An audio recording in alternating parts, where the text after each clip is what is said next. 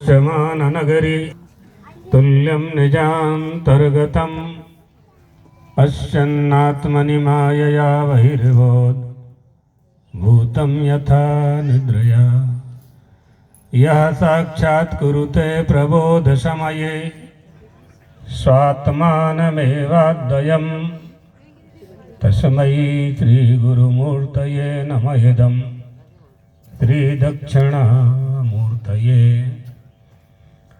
तद्दिव्यमव्ययं धाम सारस्वतीमुपास्महे यत्प्रसादात् प्रलीयन्ते मोहान्धस्तं सच्छटः।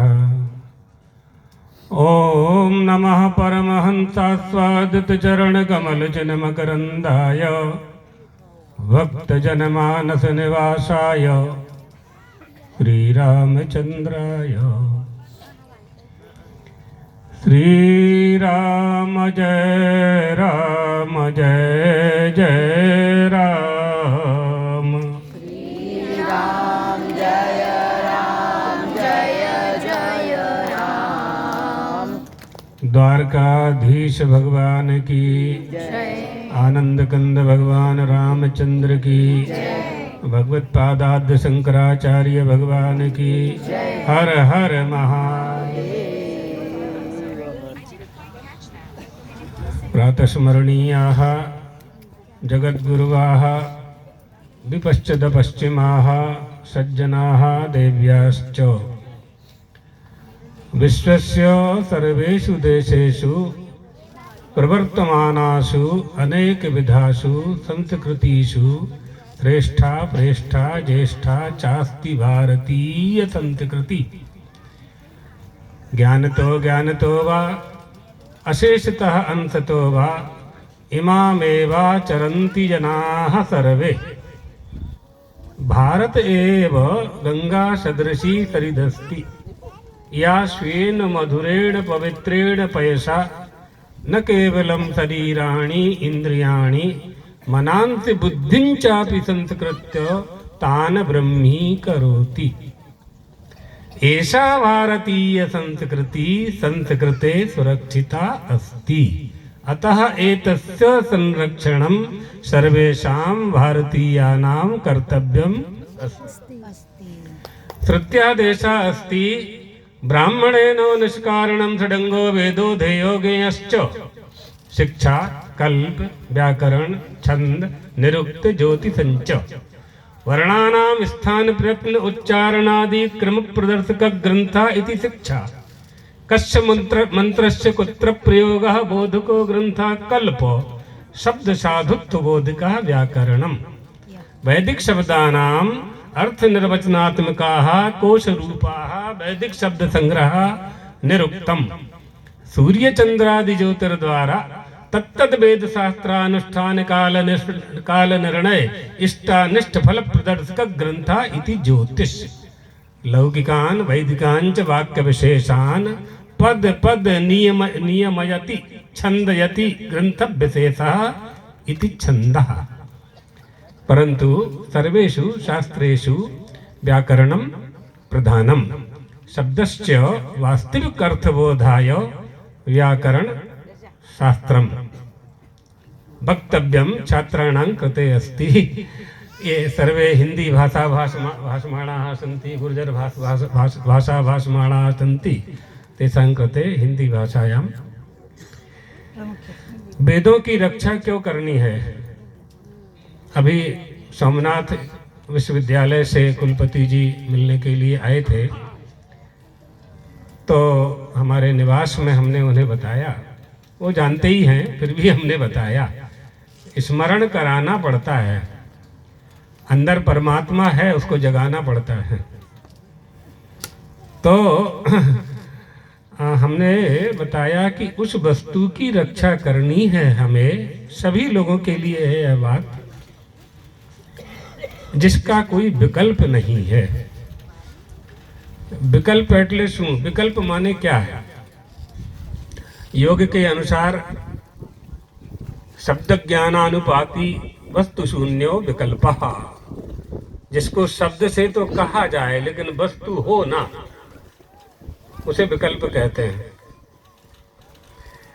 हम यहाँ विकल्प शब्द का प्रयोग कर रहे हैं कि इसके जैसा दूसरा नहीं है,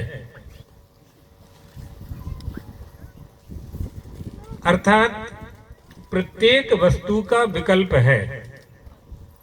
वृक्ष से वृक्षच्छेदन करके आपने लकड़ी तैयार की, लकड़ी से मेज तैयार की, लकड़ी से पलंग तैयार किया, लकड़ी से मकान तैयार किया।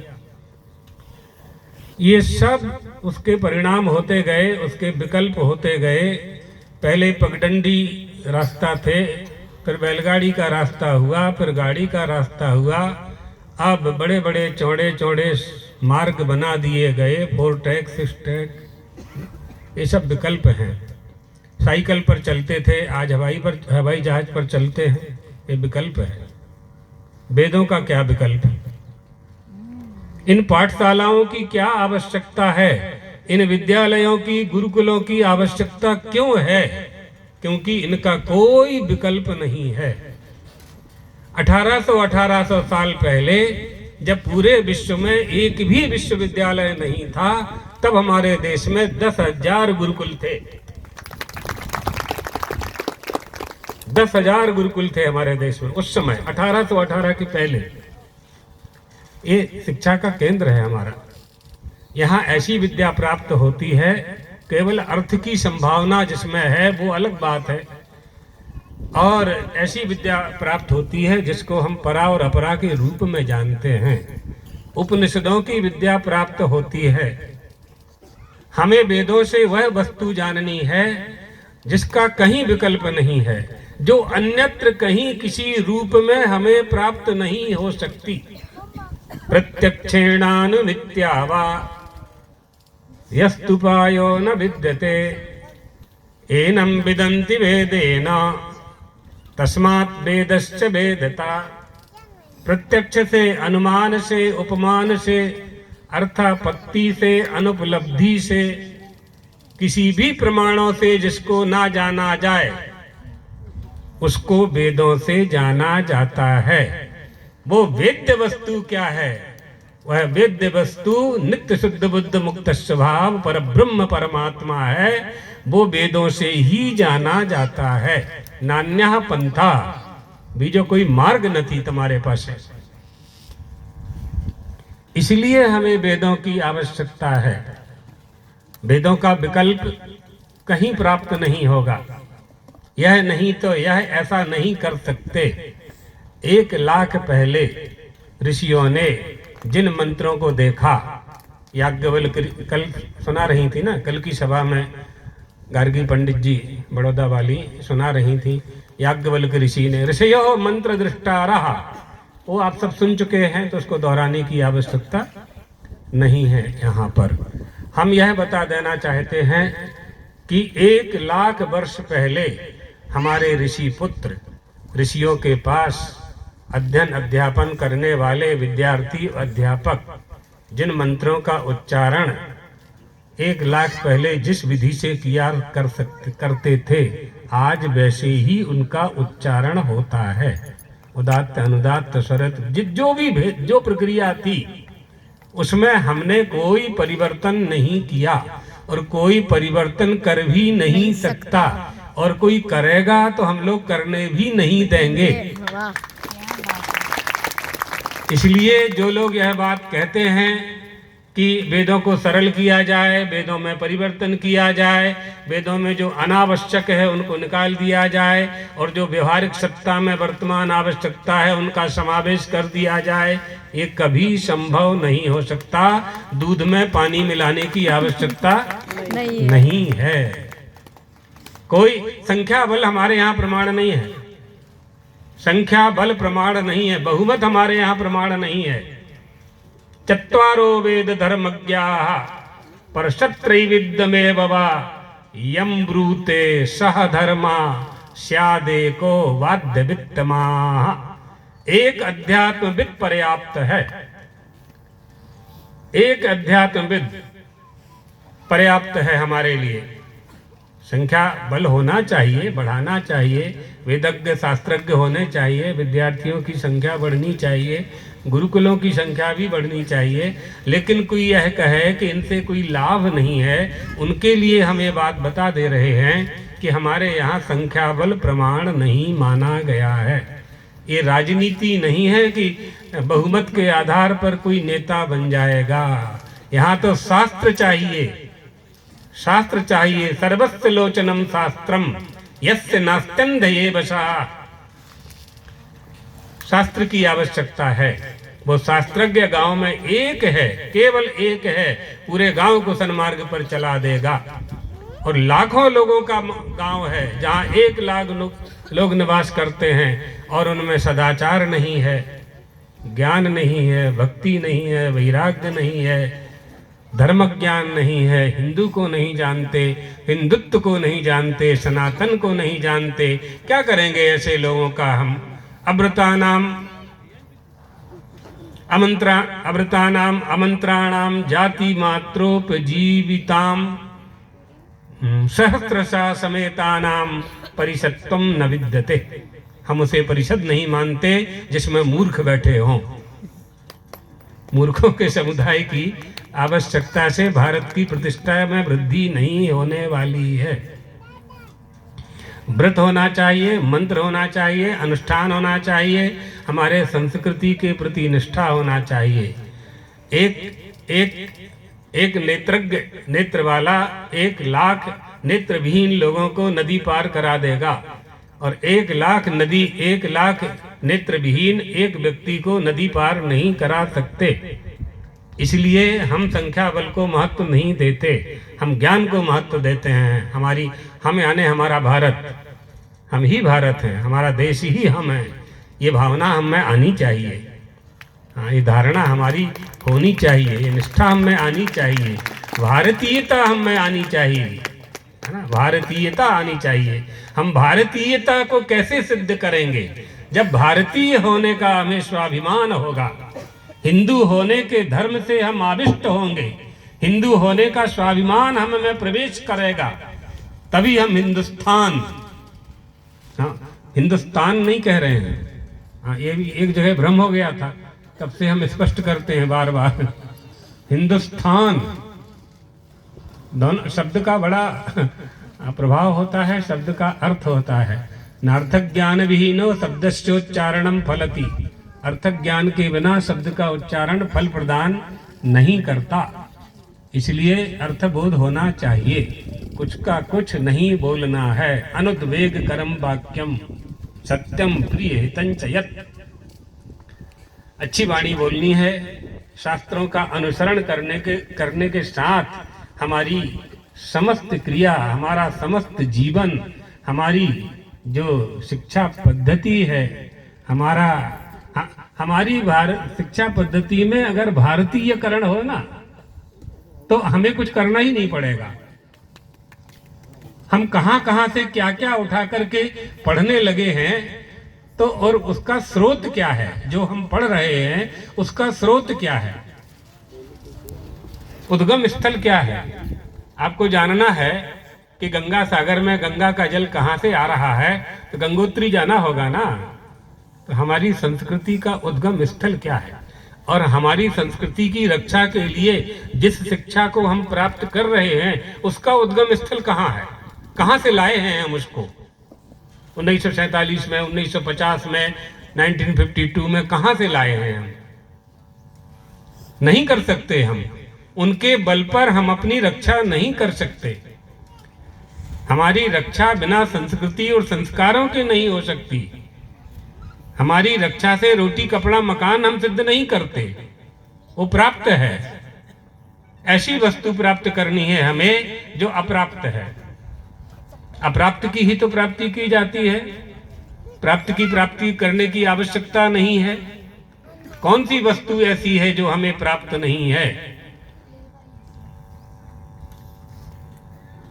हमारी जो आध्यात्मिक शक्ति है, जो हमारा आध्यात्मिक उत्थान है, आत्मनि इति अध्यात्मम, अध्यात्मम भवे भवे आध्यात्मकम, या अध्यात्मम भवे भवम अध्यात्मिकम। वो जो आध्यात्मिक शक्ति है, जब हम अपने देह को ही सब कुछ मान लेते हैं तो फिर वहीं तक हमारी बुद्धि सीमित हो जाती है। और जब हम आत्मा को प्राप्त करने का, आत्मा को समझने का प्रयास करने लगते हैं तो हमारी आध्यात्मिक शक्ति में वृद्धि होती है। हिंदू धर्म तो देहात्मवादी नहीं है, अध्यात्मवादी है। तो अध्यात्मवादी सिद्ध करने के लिए हमें अध्यात्म के पथ पर चलना पड़ेगा। अध्यात्म का पथ प्रदर्शक कौन है? वो दो ही हैं, या तो शास्त्र या गुरु। तो शास्त्र भी होना चाहिए हमारे पास और गुरु भी होना चाहिए, माने नेत्र भी होना चाहिए और सूर्य का प्रकाश भी होना चाहिए। क्या बिजली, मोमबत्ती, दीपक का प्रकाश होना चाहिए, और नेत्र भी होना चाहिए। यदि नेत्र हमारे पास हैं और प्रकाश नहीं है तो नेत्र देखने में सक्षम नहीं है। दोनों की आवश्यकता पड़ती है। इन दोनों की आवश्यकता हमारे वेद पूरी करते हैं। आध्यात्मिक शक्ति प्राप्त करने के लिए जो आध्यात्मिक चिंतन है वो उपनिषदों के द्वारा हमें प्राप्त होता है। इसलिए वेदों से हम उसे जानते हैं, उसे जानना चाहते हैं। ठंड लग रही है आपको, तो ठंड लगती है तो लकड़ी एकत्रित करके अग्नि जला लें या कंबल ओढ़ लें। ठंड लगने के लिए वेद नहीं खोलना है, उसका उपाय हमें प्राप्त है। हमें तो वेदों से यस्तुपायो न विद्यते, जो वस्तु अन्यत्र कहीं प्राप्त नहीं होती है वह हमें वेदों से प्राप्त करना है। और उस वस्तु का नाम है वेद्य वस्तु ब्रह्म है। वेद्य वस्तु ईश्वर है। कौन सृष्टि करता है? इस संसार का निर्माण करने वाला कौन है? को हम कथमिदं जातम को वही कर्ता च विद्यते उपादानम किमस्ति ही विचारः सोयमीदृशः। कहाँ से पाएंगे हम इसे? वेदों से शास्त्रों से ही पाएंगे। शिष्य गुरु के पास जाता है, जाकर के प्रार्थना करता है, गुरुदेव को नाम बंधा कथमेश आगतः कथम प्रतिष्ठास्य कथम विमोक्षः को सावनात्मा परमः को आत्मा तयोर विवेकः। आत्मा क्या है, अनात्मा क्या है, धर्म क्या है, अधर्म क्या है, पुण्य क्या है, पाप क्या है, इनका विवेचन करके बताइए। विवेक करके, विवेक शब्द का प्रयोग किया है। विवेक उसे कहते हैं आत्मा अनात्म विवेक। ये मनुष्य दुखी क्यों होता है? क्योंकि यह अनात्मा को आत्मा मानने लगता है और आत्मा को अनात्मा मानने लगता है। यही इसके दुख का मूल कारण है। जैसे मलिन चंचल सरोवर में पड़ने वाला प्रतिबिंब अपने को मलिन और चंचल समझने लगता है, इसी तरह से वह मलिनता बिंब प्रतिबिंब की नहीं है, सरोवर के जल की है, पंख की है। लेकिन प्रतिबिंब ने ऐसा मान लिया कि मैं मलिन हूँ। इसी तरह से अज्ञानी जीव भी अपने को सुखी दुखी मानने लगता है नहीं? मानने लगता। जो वस्तु मानी हुई है वो झूठी तो होती है, मिथ्या होती है, होते हुए भी नहीं होती है। ओम होते हुए भी नहीं होती है। बहुत से विद्वानों ने मिथ्या का अर्थ समझ लिया है असत। शंकराचार्य जी ने कहा श्लोकार्धेन प्रवक्ष्यामि यदुक्तम ग्रंथ कोटिभिः ब्रह्म सत्यम जगन मिथ्या जीवो ब्रह्मैव नापरा। तो लोगों ने, बहुत विद्वानों ने आक्षेप किया ये संसार तो दिखाई पड़ रहा है, फिर इसको मिथ्या कैसे कहा जा सकता है? तो मिथ्या शब्द क्या है? नपन्नव वचन है। अस सत चेत, जो असत है और सत और असत, यहाँ अनर्वचनीयता में जाना पड़ेगा। वेदांत है ना, नहीं कहा जा सकता कि वह क्या है। व्यवहारिक सत्ता में जगत दिखाई पड़ रहा है, इसलिए मिथ्या उसे कह नहीं सकते हैं। आद्य शंकराचार्य यह कह रहे हैं, क्या है, भाष्यों में जाए बिना अर्थबोध नहीं होता है। शंकराचार्य जी ये कह रहे हैं कि जगत तो है, जगत नहीं है ऐसा हमारा अभिप्राय नहीं है। जगत सत्य नहीं है, हम ये कह रहे हैं। सत्य किसे कहते हैं? अब फिर यहाँ जाना पड़ेगा। ये तो कोटि पे कोटि, पंक्ति पे पंक्ति निकलती है। यद रूपैहि यन्निश्चितम न कदापि व्यभिचरति, जो जिस रूप में है और कभी जिसका कोई परिवर्तन नहीं होता, सत चित आनंद, त्रिकालावाद्यत्वम सत्यत्वम, अवेद्यत्वे सति अपरोक्षत्वम तो प्रकाशगत्वम चित्तम, और सर्वोपलब्धहितम सत चित आनंद, सच्चिदानंद, सच्चिदानंद रूपाय, विश्व की उत्पत्ति का जो कारण है, तापत्रय का जो विनाश करने वाला है, उसको नमस्कार किया जा रहा है वेदव्यास जी के द्वारा। तो वो जो सत्य स्वरूप परमात्मा है, वह वेदों को कहाँ जाने? वेदों को कहाँ जाने? तो वेदों को जानने के लिए शास्त्र और गुरु है। शास्त्र और गुरु है। वेद प्राप्त हैं। वेद कहाँ से प्राप्त हुए हैं? कल बात हुई थी इस संबंध में। तो इतना समझ लीजिए कि वेद अपौरुषेय हैं। कैसे अपौरुषेय हैं?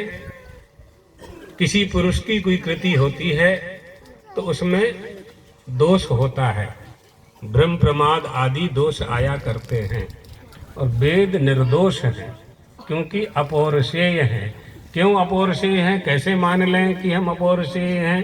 क्योंकि उनके कर्ता का स्मरण न कश्चित वेद करता, कोई स्मरण नहीं होता है। अस्मर्यमाण, परंपरा विच्छेदे सति, परंपरा से ही हम इसे जान रहे हैं। उन वेदों को जानने के लिए गुरु की आवश्यकता होती है। गुरु ने कहाँ से उन वेदों को पाया? तब आएगा संप्रदाय, तब संप्रदाय आएगा। उस संप्रदाय से हमने उस वेद को, उस शाखा को, उनकी एक प्रक्रिया है प्राप्त करने की। यहाँ का क्या है? शुक्ल यजुर्वेद है ना। हाँ, इसी तरह से हमारे द्वारका मठ का सामवेद है। विदित में वेदम समेताम यत् जगती तले विद्यमान वाङ्मयेषु अति प्राचीनाः अनितर साधारणाः अपौरुषेयो निधि वेदाः इति अस्माकं संस्कृतेः आधाराः वेदा एव। सा च वेदाः निःश्वासभूताः यस्य निःश्वसितं वेदाः वीक्षितमेतस्य पंचभूतानि स्मृतमेतस्य सचराचरम् सुप्तञ्च महाप्रलयाः। ईश्वर ने वेदों का निर्माण किया कि वेदों से हम ईश्वर को जानते हैं। जब ये प्रश्न जिज्ञासा बन जाएगी किसी विद्यार्थी की, तो क्या उत्तर दिया जाना चाहिए? ईश्वर से वेदों को जानते हैं कि वेदों से ईश्वर को जानते हैं? तो वहां प्रमाण देना पड़ेगा। प्रमाण होता है ना हर चीज का। प्रमाणानि कतिविधानि कानिचा तत्वान वेषणे पर्याप्तानि किम प्रबलम किम दुर्बलम किम सुतः प्रमाणम किम वा परता प्रमाणम। वेदाः पौरुषेयाः उत पौरुषेयाः शब्दो नित्याः उत अनित्याः। जब ये जिज्ञासा उठेगी तब योग्य गुरु उनका उत्तर देगा। जिज्ञासा ही नहीं उठेगी, भूख नहीं लगी तो भोजनालय का काम क्या है? अन्न क्षेत्र की आवश्यकता कहाँ है? जहाँ भूख लगी हो तो अन्न क्षेत्र चाहिए। तो विद्यार्थी अर्थी, तो ये मानना पड़ेगा। हाँ, लोगों ने इसी पर शास्त्रार्थ किया। हमारे कुलपति जी जानते होंगे, धर्म सम्राट करपात्री जी महाराज के साथ शास्त्रार्थ हुआ इस विषय पर कि वेद पौरुषेय हैं। वेद पौरुषेय हैं। क्या प्रमाण है वेद पौरुषेय हैं? प्रमाण दिया इसी मंत्र का, यस्य निःश्वसितं वेदाः। उस पुरुष की श्वास में से वेद निकले तो पौरुषेय हो गए। ये पूर्व पक्ष बनाया। एवं एवं अस्ति। तो करपात्री जी महाराज ने उत्तर दिया, वेदों का ही उत्तर दिया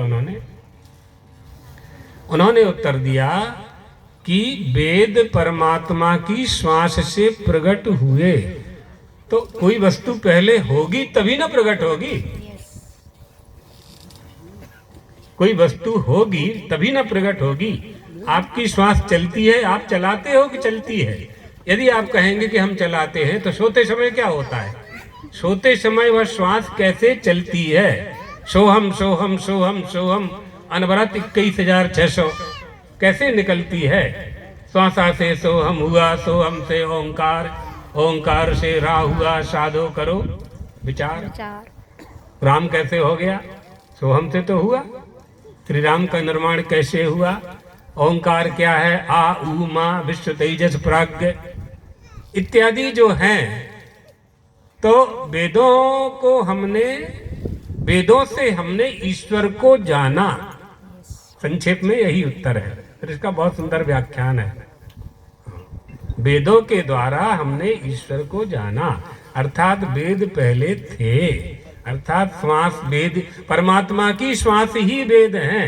ऐसा यदि कहते हो तो इसका भी मतलब यही होगा कि श्वास पहले थी, तभी ना नाक में से निकली, नासिका में से श्वास प्रश्वास का आवागमन हुआ। तो ईश्वर, वेदों के द्वारा हमने ईश्वर को जाना। अब हमारी जो वेद परंपरा है, जो वैदिक परंपरा है, उस परंपरा में वेदों का जो प्रमाण है, इसको कहते हैं प्रामाण्यवाद। प्रामाण्यवाद। तो वेदों को प्रमाणित करने के लिए आद्य शंकराचार्य जब मंडन मिश्र से शास्त्रार्थ करने के लिए पहुंचे, तो माहिष्मती नगरी में मंडन मिश्र का घर कहाँ है? कुत्रालयो मंडन पंडितोऽसौ, मंडन मिश्र का भवन कहाँ है, ये जानने के लिए उन्होंने जलाहरण करने वाली स्त्रियों से पूछा। तो उन्होंने कहा, स्वतः प्रमाणम परतः प्रमाणम कीरांगना यत्र गिरो गिरम गिरंती द्वारस्थ नीडांतर सन्निरुद्धा जानीह तन्मंडन पंडितौ का। जगत ध्रुवम स्यात्, जगत ध्रुवम स्यात्। जहां वेदों के ऊपर शास्त्रार्थ हो रहा हो, तोता मैना के द्वारा, पक्षियों के द्वारा, पक्षियों के रूप में ही थे। वेद स्वतः प्रमाण है कि किसी के द्वारा वेदों की प्रामाणिकता सिद्ध की जा सकती है? प्रमाता, प्रमाण, प्रमेय और प्रमिति। तो प्रमाता प्रमाण के द्वारा प्रमेय को प्राप्त करना चाहता है। प्रमाता माने देवदत्त, प्रमाण माने साधन, जिसके द्वारा किसे प्राप्त करना चाहता है? ईश्वर को प्राप्त करना चाहता है, तो ईश्वर उसका प्रमेय हो जाएगा। चाही हुई वस्तु प्रमेय है। सरल भाषा में चाही हुई वस्तु ही प्रमेय है। तो हम वेदों के द्वारा क्या प्राप्त करना चाहते हैं? अपने योगक्षेम के लिए हमें वेदों के द्वारा कुछ प्राप्त करने की आवश्यकता नहीं है। हमें तो स्वस्वरूपानुसंधान करना है। जितना भी संशय है, श्रवण मनन निधिध्यासन के द्वारा उस संशय को नष्ट करके जो वस्तु हमारे पास है और जो अज्ञान से आच्छादित है, उस अज्ञान को दूर करने का प्रयास करना है। वस्तु आपके पास स्वयं है। कंठ चामी करन न्यायेन, उस न्याय से वह वस्तु हमारे पास है। अर्थात ईश्वर और ब्रह्म की प्राप्ति नहीं करनी है, उनकी अप्राप्ति में जो प्रतिबंधक हैं, उन प्रतिबंधकों को दूर कर देना है। इसलिए हमें वेदों की आवश्यकता है। वेदों को जानने के लिए गुरुकुलों की आवश्यकता है। बहुत अच्छा प्रकल्प आप सब लेकर के आए हैं। याज्ञवल्क ऋषि के नाम से यह स्थान और याज्ञवल्क ऋषि के नाम से इस विद्यालय का नाम, बड़ी परंपरा रही इसकी। मुडेटी ईडर गांव की मुडेटी में यह विद्यालय 250-300 साल पहले से चल रहा है। बीच में कुछ व्यवधान आया, इन लोगों ने ठीक किया। विघ्न आते हैं, जानत ग्रंथि छोड़ी खगराया, विघ्न अनेक करहि तब माया। जब हम कुछ अच्छा करने लगते हैं तो विघ्न आता है, उन विघ्नों को दूर करने का प्रयास करना चाहिए, सफलता मिलती है। और साधना करने में, अनुष्ठान करने में, व्रत आदि में, यज्ञ जप आदि में जो विघ्न आता है उसमें देवता भी विघ्नों की सहायता करते हैं। उनके मन में यह, देवताओं के मन में यह संकल्प होता है कि जीव मनुष्य जब तक कर्मकांड करता रहेगा, कर्मकांड भी वेदों में ही है। वेदों में लक्षाधिक मंत्र हैं, 1,00,000 मंत्र हैं। 80,000 मंत्र कर्मकांड का प्रतिपादन करते हैं। 16,000 मंत्र उपासना कांड का प्रतिपादन करते हैं और 4,000 मंत्र ज्ञान कांड का प्रतिपादन करते हैं, जिसको उपनिषद भाग भी कहते हैं। कुमारिल भट्ट और मंडन मिश्र ने कर्मकांड का उद्धार कर दिया था। महर्षि पतंजलि ने उपासना कांड का उद्धार किया और भगवत पादाद्य शंकराचार्य ने ज्ञान कांड का उद्धार किया। कर्मकांड से सिद्ध होता है कि आत्मा देहाती रिक्त है। आत्मा परमात्मा को जानने के लिए अनुष्ठान करना चाहिए। उपासना कांड में सोहम और ओंकार की साधना का उपदेश प्राप्त होता है और ज्ञान कांड में उपास्य उपासक एक हो जाता है। न कोई उपासक है और न कोई उपास्य है। न मे पुण्य पापे न मे बंध मोक्षौ। न धर्म है, न अधर्म है, न पुण्य है, न पाप है, न उपास्य है, न उपासक है। अस्ति ब्रह्मेति चेत वेदो परोक्षार्थस्य दर्शकम, सर्वस्य लोचनम शास्त्रम यस्य नास्ति। अस्ति ब्रह्मेति चेत वेदो परोक्षम ज्ञानमेव तत्, अहम ब्रह्मेति चेत वेदो, अहम ब्रह्मेति चेत वेदो साक्षात्कारः उच्यते। ये ज्ञान कांड है। मैं ब्रह्म की उपासना कर रहा हूं, तब तक वह ब्रह्म आपके लिए परोक्ष है और मैं ही ब्रह्म हूं, ये अपरोक्ष हो गया और साक्षात्कार वहीं हो जाता है। थोड़ी सी प्रक्रिया कठिन है, लेकिन इतनी कठिन नहीं है कि मनुष्य कुछ न कर सके, इतनी कठिन नहीं है। इसलिए वेदों की रक्षा के लिए ये जो कर्मकांड, उपासना कांड और ज्ञान कांड, ज्ञान कांड आदि व्यवस्था बनाई गई है। ऋग्वेद, यजुर्वेद, सामवेद, अथर्ववेद। अपरा विद्या कहां से जानेंगे? इष्टापूर्त दत्त कर्म अपरा विद्या है। इष्टापूर्त दत्त कर्म। इष्ट क्या है? अग्निहोत्रम, तपः, सत्यम, वेदानाम चानुपालनम, आतिथ्यम वैश्यदेवंच इष्टमित्य विधीयते। ये इष्ट कर्म है। ब्राह्मणानां कृते सन्ति वापी कूप तडागादि देवता यतनानि च अन्न प्रदानमारामा पूर्तमित्य विधीयते। ये पूर्त कर्म है। शरणागत संत्राण जीवानां चाप्य हिंसनम बहिर्वेदी च यद्दानम दत्तमित्य विधीयते। ये दत्त कर्म है। ये कर्मत्रयी इष्टापूर्त दत्त कर्मादि, यानी ऋग्वेदो यजुर्वेदा सामवेदो अथर्वणा और तदक्षरम अधिगम्यते परा विद्या। अक्षर ब्रह्म की उपासना परा है। परा और अपरा, इन सब का ज्ञान वेदों से होगा। वेदों से कब होगा? जब वेदों की रक्षा होगी। वेदों की रक्षा के लिए गुरुकुल चाहिए। रक्षा करने का अर्थ क्या है? वेदों का पाठ करना। वेदो नित्यमधीयताम तदुदितम कर्मस्व निष्ठीयताम तेने सच्च विधीयताम। भगवत पादाद्य शंकराचार्य कहते हैं, अरे ब्राह्मणों, नित्य प्रति वेदों का पाठ करो। क्यों करें गुरुजी? निष्कारणेन, बिना प्रयोजन के।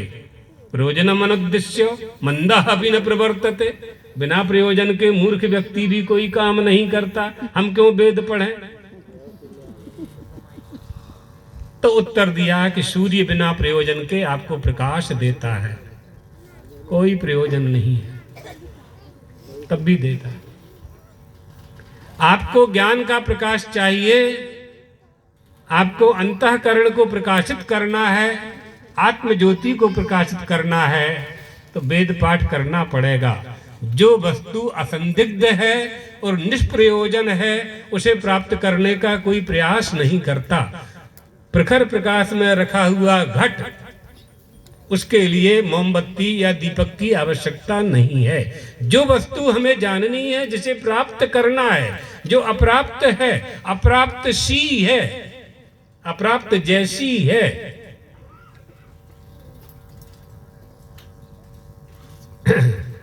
असंदिग्ध को कहाँ प्राप्त करना है? जो संदिग्ध है उसी को प्राप्त करना है। कहा जो संदिग्ध है वो नहीं मिले तो भी प्रयास करो। संदिग्धे परिलोकेपि कर्तव्या पुण्य संचया। संदिग्ध है तब भी प्रयास करो। क्या मिलेगा? अगर नहीं हुआ तो कोई हानि तो नहीं होगी। अस्ति चेत, अगर हुआ तो हमारे जीवन का कल्याण हो जाएगा। इसलिए अगर परमात्मा के संबंध में किसी को संदेह है, तब भी आराधना करनी चाहिए, क्योंकि नहीं हुआ परमात्मा तो भी आराधना करने से कोई नुकसान तो नहीं होने वाला। और कहीं परमात्मा हुआ तो और आराधना नहीं की तो गए ना पर सीधे समुद्र में, कुछ नहीं मिलने वाला। संदेह है तब भी करो। और ये बात तो सिद्ध है, सिद्ध करने की आवश्यकता नहीं है कि वो है कि नहीं है। लोग कहते हैं, एक चेला गुरुजी के पास गया, गुरुजी बताइए ईश्वर है कि नहीं। उड़िया बाबा थे वृंदावन में, उड़िया बाबा, ईश्वर है कि नहीं। तो उड़िया बाबा ने कहा कि तुम हो कि नहीं। उसने कहा मैं तो हूं, तभी तो पूछ रहा हूं।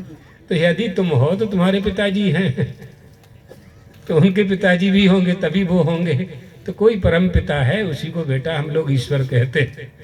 इस तरह से तो वेदो नित्यम अधीयताम तदुदितम कर्मस्व निष्ठीयताम तेने शस्य विधीयताम भवसुखे दोषो न संधीयताम मात्मेच्छा भविष्यताम निजगृह तूर्णम विनर्गम्यताम। बहुत सुंदर उपदेश दिया है भगवत पादाद्य शंकर ने। हमारी भारतीय संस्कृति की रक्षा में, हिंदू धर्म, सनातन धर्म की रक्षा में भगवत पाद शंकराचार्य जी का जो योगदान है, वो कभी भी इतना बड़ा कार्य किसी भी महापुरुष ने नहीं किया जो उन्होंने अल्प आयु में ही कर दिया। ऐसे समय में उनका अवतार हुआ था जिस समय अनास्था, अधर्मी, प्रज्ञापराधी उत्पन्न होने लगे थे। वेदः अप्रमाणम का उद्घोष होने लगा था। जिन तीर्थों में ब्रह्म और धर्म की सत्ता विद्यमान थी, उन तीर्थों को विखंडित करने का प्रयास किया जाने लगा था। उस समय भगवत पादाद्य शंकर ने अवतरित होकर के शास्त्रार्थ के द्वारा, शास्त्रों के बल पर 72 मतों का खंडन किया और अवैधिकों की दीवार को धराशायी करके अद्वैत वेदांत सिद्धांत का बहुत बड़ा किला खड़ा कर दिया। तब आज हिंदू धर्म बचा हमारा, तब हमारे हिंदू धर्म की रक्षा हुई। हमारे हिंदू धर्म की रक्षा वेदों से हुई, शास्त्रों से हुई, गुरुकुलों से हुई और आचार्यों से हुई। ये जो नए नए भगवान बन रहे हैं, इनसे हमारे धर्म की रक्षा नहीं होने वाली। भगवान शब्द का अर्थ समझना चाहिए। भगवान किसे कहते हैं? वो लक्षण यदि प्राप्त होते हैं तो हम उन्हें भगवान स्वीकार करेंगे। जो स्वयं रागत द्वेष में पड़े हुए हैं, वो भगवान शब्द से संबोधित नहीं किए जा सकते। इसलिए बहुत सावधान होने की आवश्यकता है और अपनी प्राचीन परंपरा का त्याग नहीं करना, कभी नहीं करना चाहिए, कभी नहीं करना चाहिए। हमारी जो हजारों लाखों वर्ष की परंपरा है, उसका अनुसरण करना। एनास्यो पितरो याता येन याता पिता महाजनो एन गतः सपंथा। उसी मार्ग पर हमें चलना है। हमारी कुल देवी कुल देवता नहीं हमें छोड़ना है। अपने लोग, आप लोग सब पढ़े लिखे हैं, आप लोग जब इसका अनुसरण करेंगे तो समाज में जहाँ शिक्षा का अभाव है वो लोग भी अनुकरण करेंगे। अगर ऐसा नहीं करते हैं तो आप देख रहे हैं जगह जगह अशिक्षा के कारण या प्रलोभन के कारण आदिवासियों में, जंगल में रहने वालों लोगों को, अभावग्रस्त लोगों को परिवर्तित करने का, धर्म परिवर्तन करने का कितना बड़ा षड्यंत्र हमारे देश में चल रहा है, आप सोच नहीं सकते। आप अंदर जाएंगे तो देखेंगे, पाएंगे कि जो ग्रामीण क्षेत्र हैं, जहाँ लोग नहीं जाते हैं, जहाँ बिजली सड़क पानी नहीं जाता है, जहाँ शासन की सुविधाएं नहीं पहुँचती हैं, जहाँ एनजीओ और धार्मिक सामाजिक संस्थाएं काम नहीं कर पाती हैं, वहाँ जा कर के वो विदेशी लोग हमारे भोले भाले लोगों को षड्यंत्र के द्वारा, बुद्धि के बल पर और धन के बल पर, प्रलोभन के बल पर, डबल रोटी बिस्किट और दलिया के बल पर धर्म परिवर्तन कर देते हैं। वो क्रास पहना देते हैं, उनके गले में क्रास लटका देते हैं, 30,000 के मकान को 3 लाख में खरीद देते हैं। हमारे यहाँ ये परंपरा बन गई कि धनी लोग धनी महात्माओं को ही धन देंगे। आया समझ में आया? धनी लोग धनी महात्माओं को ही धन देंगे, गरीबों में नहीं देंगे। ये मुश्किल हो गई है। अब इसमें हम भी शामिल हैं। अरे हाँ, सही सीधी बात है। तो हम इस मिथक को तोड़ने के लिए कहते हैं, सबसे कहते हैं बात, और हम खुद भी ये प्रयास करते हैं कि हमारे पास जो धन आवे तो हम ऐसे क्षेत्र में उसे खर्च करें, करते भी हैं, लेकिन बहुत अधिक मात्रा में खर्च करना चाहते हैं, ताकि अब विदेशी धन में क्या होता है, वहाँ से 1 लाख रुपया आया, वो भारत में 75 लाख हो जाता है। इस तरह से वो लोग हम उनसे पार नहीं पा पाते धन में। उनकी एम्बुलेंस हैं, उनके स्कूल हैं, उनकी छोटी छोटी सी अस्पतालें हैं, जिनकी पूर्ति हम लोग नहीं कर पाते। दूसरों को क्या दोष देना, हम लोग नहीं कर पाते। इसलिए बहुत जागृत होने की आवश्यकता है और जमीन पर खड़े होकर काम करने की आवश्यकता है। जो लोग काम करना चाहते हैं, अपने सब लोग मिलकर के करेंगे तो हमारे भारत देश की उन्नति होगी। भारत देश की उन्नति को देख करके विश्व की उन्नति की कामना हम कर सकते हैं, तभी विश्व बंधुत्व सिद्ध होगा और वसुधैव कुटुंबकम ही तभी सिद्ध होगा जब हम अपने साथ दूसरे का भी उद्धार करने का संकल्प करते हैं, तरण और तारण बनते हैं, तभी हमें वह सिद्धि प्राप्त होती है जो हमें प्राप्त करना चाहिए। इसलिए वेदों का आश्रय लेकर के कोयम वेदो नामो, क्या है, इष्ट प्राप्तिर अनिष्ट परिहार्यो अलौकिक मुपायम यो ग्रंथो वेदयति सवेदाः। ये जो प्राप्त करा दे अलौकिक उपाय, अलौकिक सुख, अलौकिक, लौकिक नहीं, अलौकिक, अलौकिक सुख प्राप्त कर। लौकिक सुख के लिए भगवान ने 2 हाथ 2 पैर दिए। अलौकिक सुख चाहिए जो यहाँ से उद्बुद्ध होगा। यहाँ जब जिज्ञासा जागेगी तब वह अलौकिक सुख प्राप्त होगा। तो वेदों के लिए गुरुकुल, शुक्ला जी का परिवार, इनके पूर्वज जो कर गए हैं उसी का अनुकरण ये सब बालक और इनके बालक कर रहे हैं। और आप लोग जो कर रहे हो तो आपकी संतान करेगी, उनकी संतान करेगी। अभी तक जैसे ये धर्म की रक्षा होती रही, इसी तरह से आगे भी होती रहेगी, होती रहे। इति मंगल कामना से भगवान द्वारकाधीश का आप सभी को, शुक्ला जी के परिवार को, उनके सारे कई लोगों की सहायता से काम होता है, अकेले तो हो नहीं सकता। सभी को जिन जनों ने सहयोग किया, उत्तम दुबे जी और भी लोग बहुत हैं इनके सहयोगी, और मुडेठी गांव सभी के कल्याण की कामना करते हुए अपनी वाणी को विश्राम देते हैं।